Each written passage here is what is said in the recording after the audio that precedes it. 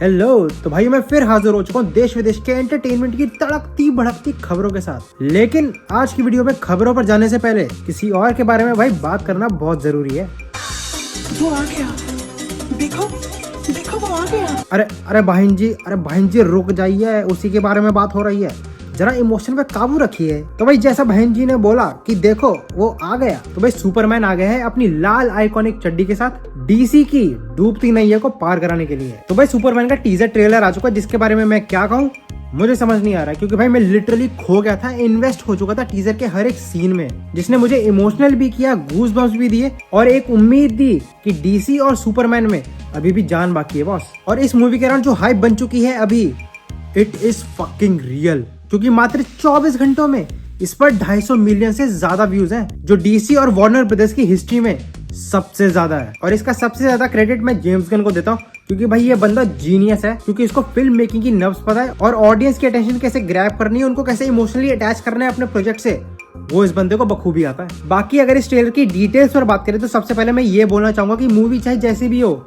James Gunn ने भाई casting तो ऑलमोस्ट परफेक्ट करी है। पर हाँ भाई के एक आध सीन तो ऐसे थे जहां मुझे भाई सच में डेविड में हेनरी कैविल की झलक दिखी। देखो देखो देखो, गलत बात है, ऐसे गाली नहीं देते मेरे को, पर देखो भाई सच बताना, क्या तुम्हें भी ऐसा लगा या मेरे आंखों पर ही हेनरी कैविल के नाम की पट्टी चढ़ी हुई है? लेकिन इसके अलावा एक चीज जो बहुत एविडेंट है कि भाई जेम्स गन का एक बिल्कुल ही डिफरेंट टेक है अपने सुपरमैन और उसकी दुनिया को लेकर as compare to Jack Snyder. क्योंकि भाई हमें इस टीजर में बहुत वाइब्रेंट कलर्स तो देखने को मिलते ही हैं, लेकिन उसके साथ साथ जो सूट्स हैं, कैरेक्टर्स हैं और उनकी लुक्स है वो बिल्कुल कॉमिक एक्यूरेट है। पर जैक स्नाइडर के अंदर हमें सुपरमैन एक डार्क डल ग्रे टोन में देखने को मिलती है। प्लस स्नाइडर ने हेनरी कैविल के सुपरमैन को एक अनसेड गॉडली स्टेटस दिया हुआ था, जहां भाई इसके आगे सब मच्छर है, इसको कोई हाथ नहीं लगा सकता। लेकिन जेम्स गन ने मूवी के टीजर के पहले ही शॉट में ये बता दिया कि सुपरमैन भी आम इंसानों की तरह वल्नरेबल है। और किसी भाई को वो याद है जो बैटमैन ने पूछा था,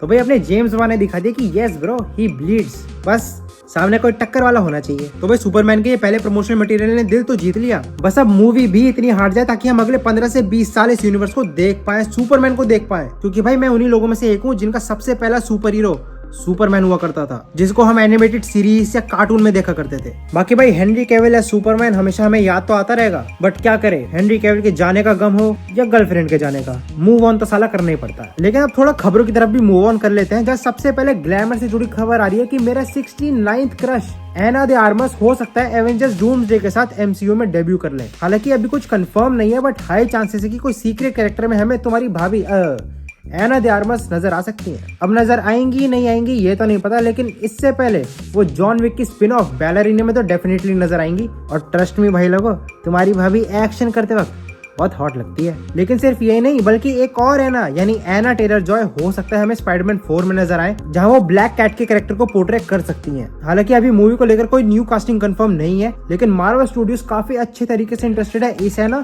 और मेरी एना में। और अगर मार्वल की बातें चली रही है तो भाई स्पाइडरमैन को भी लगे हाथों निपटा ही लेते हैं, क्या कहते हो? तो रिपोर्टेडली जैसा लग रहा है कि स्पाइडरमैन की शूटिंग 2025 में स्टार्ट हो जाएगी।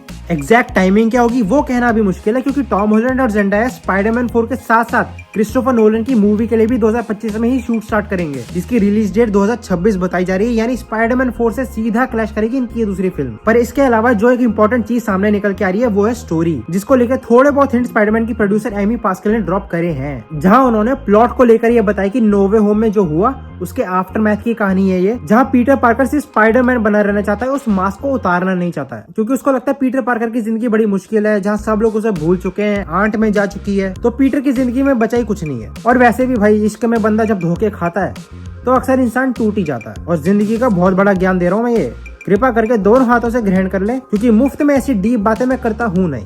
फिर भाई थोड़ा अगर अपनी देसी खबरों की बात करें तो सबसे पहले वॉर 2 की बात करते हैं, जहां अब ऐसी खबर निकल के आ रही है कि वॉर 2 की शूटिंग अब अपने फाइनल स्टेजेस पर है और मोस्ट प्रोबेबली जनवरी में इसकी शूटिंग कंप्लीट भी हो जाएगी। और इवन इसके बारे में ये भी बोला जा रहा है कि वॉर 2 का एंड पठान 2 को सेटअप कर सकता है। हालांकि ये चीज कंफर्म नहीं है अभी तक, बट काफी हाई चांसेस है कि ऐसा हो जाए। बाकी मूवी फिलहाल तो शेड्यूल्ड है 14 अगस्त 2025 को रिलीज होने के लिए, अनटिल एंड अनलेस किसी वजह से डिले हो जाए, जिसके कोई चांसेस फिलहाल तो लग नहीं रहे हैं। फिर आखिरी खबर है आदवी शेष के डेकॉर्ड को लेकर, जिसमें श्रुति हसन ने मूवी से बैकआउट कर लिया टीजर शूट और रिलीज होने के बाद, जिसका reason creative differences, scheduling conflicts और एक को स्टार की जरूरत से ज्यादा इन्वॉल्वमेंट बताया जा रहा है। और इसी के चलते मृणाल ठाकुर ऑफिशियली रिप्लेस कर चुके हैं श्रुति हसन को, जिसको लेके मूवी के मेकर्स ने एक ऑफिशियल पोस्टर और टीजर भी रिलीज कर दिया है। तो भाई इसी के साथ आज की खबरों का सिलसिला यही खत्म होता है। बाकी ऐसी और मजेदार खबरें और चर्चा के साथ मैं फिर जुड़ूंगा। तब तक CID के नए सीजन का गिल्टी प्लेजर तुम लेते रहो।